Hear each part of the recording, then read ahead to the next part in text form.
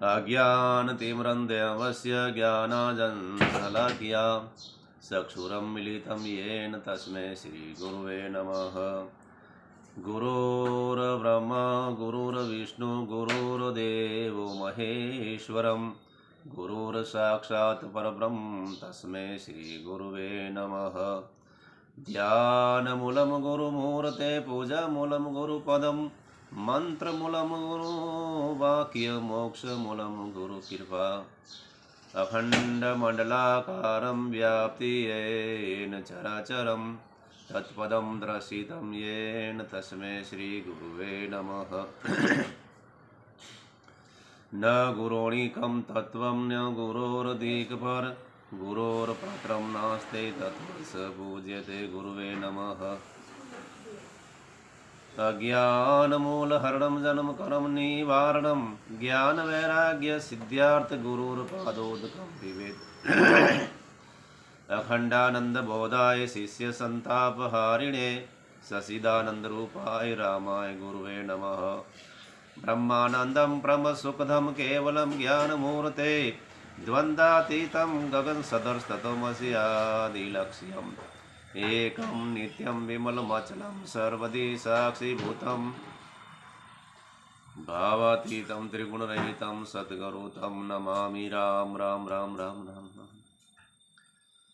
आदौ देवकी देवगर्भजननं गोपीगृहवर्धनं मायापूतना जीवतापहरणं गोवर्धनोद्वारणं कंसासेदन कौरवादिहननं कुन्तीसुतेः पालनं एतद् श्रीमद्भगवत्पुराणं कथितं श्रीकृष्णलीलामृतं।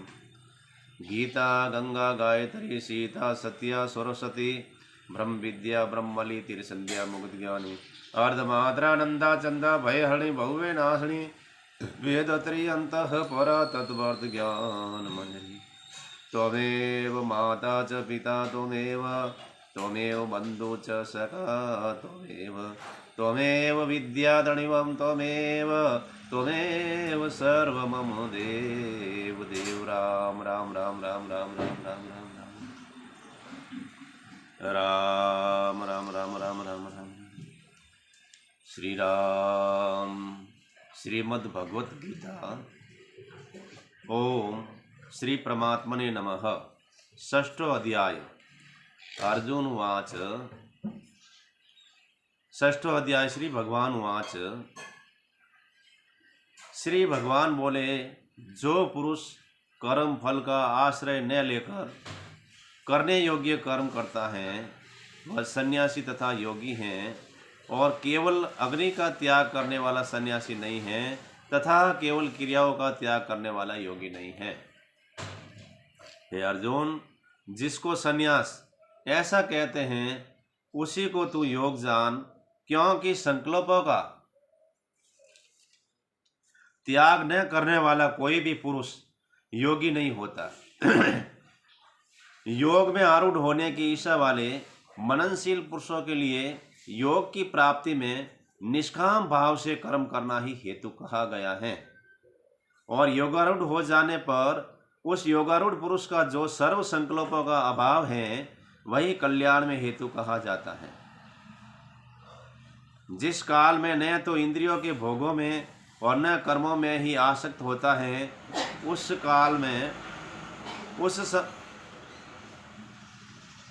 काल में संकल्पों का त्यागी पुरुष योगारूढ़ हो जाता है। अपने द्वारा अपना संसार समुद्र से उद्धार करे और अपने को अधोगति में न डाले, क्योंकि यह मनुष्य आप ही अपना मित्र और आप ही अपना शत्रु है। इसका कोई दूसरा मित्र अथवा शत्रु नहीं है।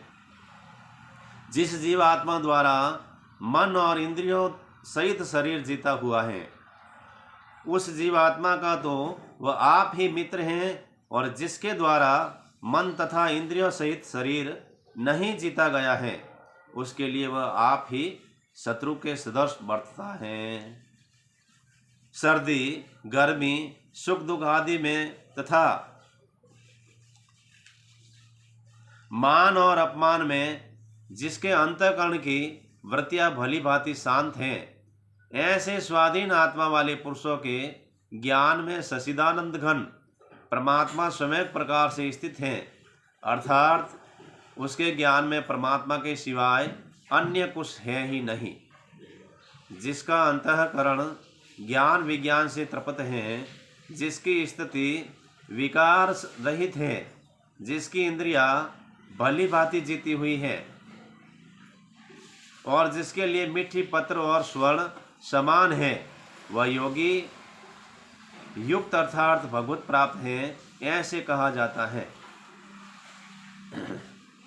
सुहृद, मित्र, वैरी, उदासीन, मध्यस्थ, द्वेष्य और बंधु गणों में, धर्मात्माओं में और पापियों में भी समभाव रखने वाला अत्यंत श्रेष्ठ है। मन और इंद्रियों सहित शरीर को वश में रखने वाला आशा रहित और संग्रह रहित योगी अकेला ही एकांत स्थान में स्थिर होकर आत्मा को निरंतर परमात्मा में लगावे। शुद्ध भूमि में, जिसके कर्मश कुशा, मृगशाला और वस्त्र विषय हैं, जो न बहुत ऊंचा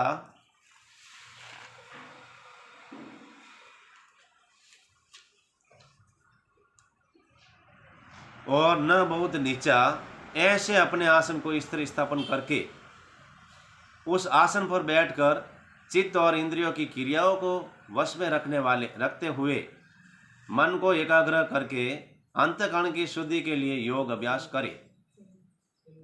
काया, सिर और गले को समान एवं अचल धारण करके और स्थिर होकर अपनी नासिका के अग्रभाग पर दृष्टि जमाकर अन्य दिशाओं को न देखता हुआ ब्रह्मचारी के व्रत में स्थित, भय रहित तथा भली भांति शांत अंतःकरण वाला सावधान योगी मन को रोककर मुझ में चित्त वाला और मेरे प्राण होकर स्थित होवे। वश में किए हुए मन वाला योगी इस प्रकार आत्मा को निरंतर मुझ परमेश्वर के स्वरूप में लगाता हुआ मुझ में रहने वाली परमानंद की प्राकाष्ठा रूप शांति को प्राप्त होता है। ये अर्जुन, ये योग न तो बहुत खाने वालों का, न बिल्कुल न खाने वालों का, न बहुत शयन करने के स्वभाव वालों का और न सदा जागने वालों का ही सिद्ध होता है। दुखों का नाश करने वाला योग तो यथा योग्य आहार विहार करने वालों का, कर्मों में यथा योग्य चेष्टा करने वालों का और यथा योग्य सोने तथा जागने वालों का ही सिद्ध होता है। अत्यंत वश में किया हुआ चित्त जिस काल में परमात्मा में ही भली भांति स्थित हो जाता है, उस काल में संपूर्ण भोगों में ईश्वर रहित पुरुष योग युक्त हैं, ऐसा कहा जाता है। जिस प्रकार वायु रहित स्थान में स्थित दीपक चलायमान नहीं होता, वैसे ही उपमा परमात्मा के ध्यान में लगे हुए योगी के जीते हुए चित्त की कही गई है। योग के अभ्यास से निरुद्र चित्त जिस अवस्था में उपराम हो जाता है और जिस अवस्था में परमात्मा के ध्यान से शुद्ध हुई सूक्ष्म बुद्धि द्वारा परमात्मा को साक्षात करता हुआ सच्चिदानंद घन परमात्मा में ही संतुष्ट रहता है, इंद्रियों से अतीत केवल शुद्ध हुई सूक्ष्म बुद्धि द्वारा ग्रहण करने योग्य जो अत्यंत आनंद है, उसको जिस अवस्था में अनुभव करता है और जिस अवस्था में स्थित वह योगी परमात्मा के स्वरूप से विचलित नहीं होता ही नहीं।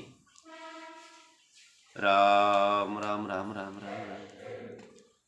परमात्मा की प्राप्ति रूप जिस लाभ को प्राप्त होकर उससे अधिक दूसरा कुछ भी लाभ नहीं मानता और परमात्मा प्राप्ति रूप जिस अवस्था में स्थित योगी बड़े भारी दुखों से भी चलायमान नहीं होता, जो दुख रूप संसार के संयोग से रहित हैं तथा जिसका नाम योग है, उसको जानना चाहिए।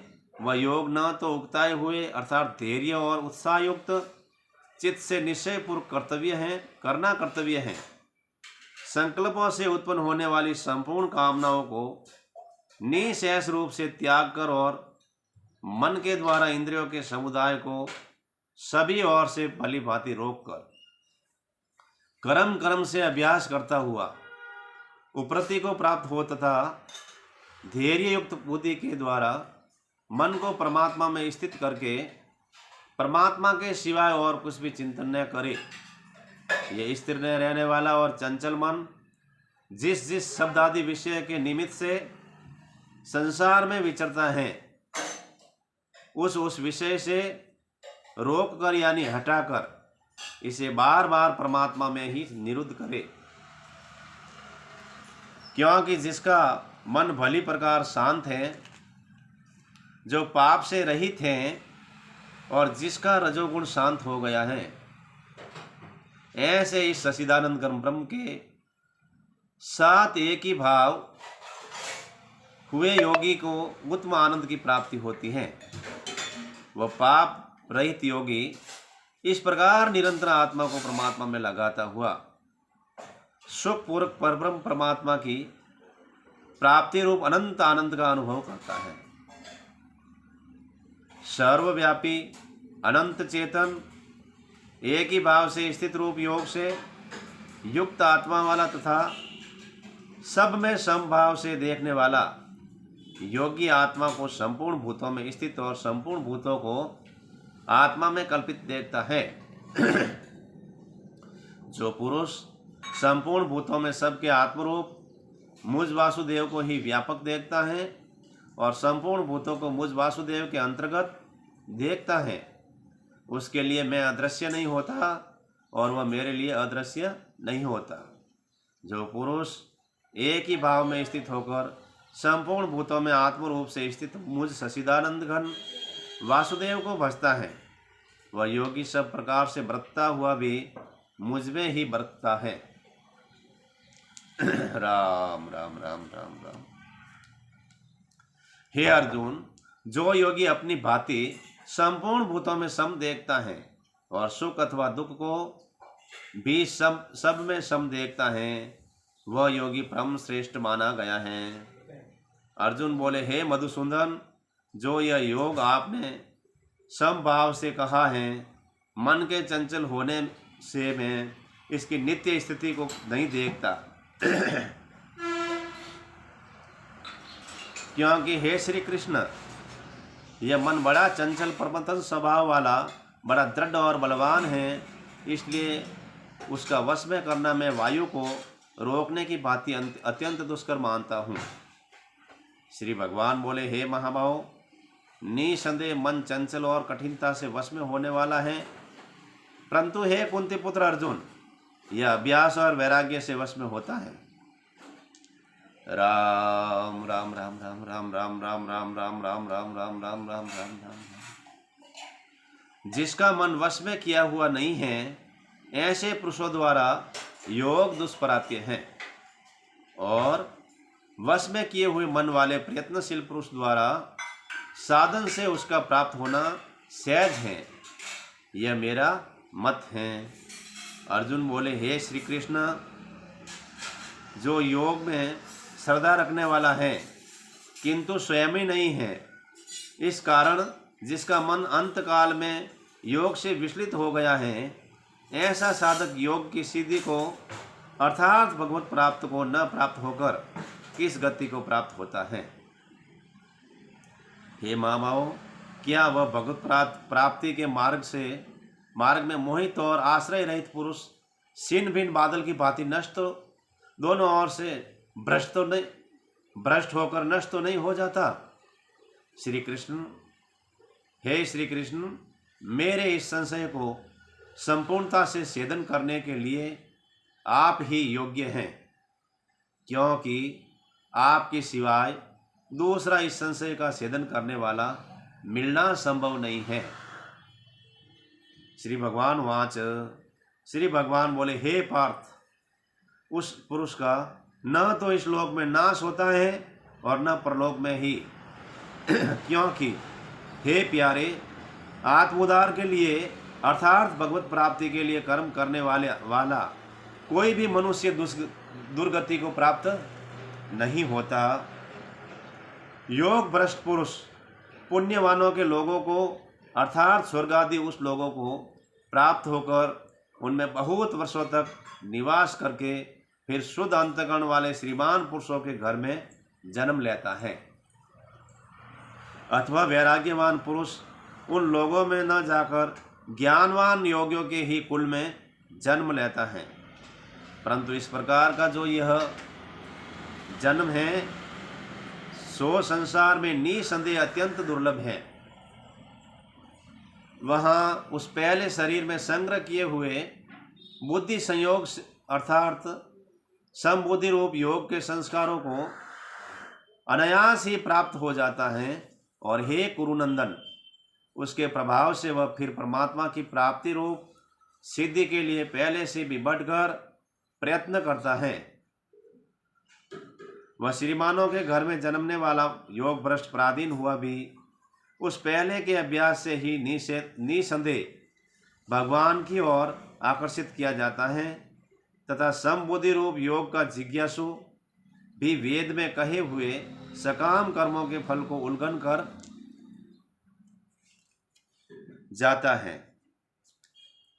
परंतु प्रयत्न पूर्वक अभ्यास करने वाला योगी तो पिछले अनेक जन्मों के संस्कार बल से इसी जन्म में संसिद्ध होकर संपूर्ण पापों से रहित होकर फिर तत्काल ही परम गति को प्राप्त हो जाता है। हे योगियों में योगी तपस्या से श्रेष्ठ हैं, शास्त्र ज्ञानियों से भी श्रेष्ठ माना गया है और सकाम कर्म करने वालों से भी योगी श्रेष्ठ है। इससे हे अर्जुन तू योगी हो। संपूर्ण योगियों में भी जो श्रद्धावान योगी मुझ में लगे हुए अंतरात्मा से मुझको निरंतर भजता है वह योगी मुझे परम श्रेष्ठ मान्य है। ओम तत्सदिति श्रीमद्भगवद्गीता उपनिषत्सु ब्रह्म विद्यायां योग शास्त्रे श्री कृष्ण अर्जुन संवादे आत्म संयम योगो नाम षष्ठोऽध्यायः। हरि ओम तत्सत्। हरि ओम तत्सत्। हरि ओम तत्सत्। हरि ओम तत्सत्। ओम शांति शांति शांति। राम राम राम राम राम राम राम।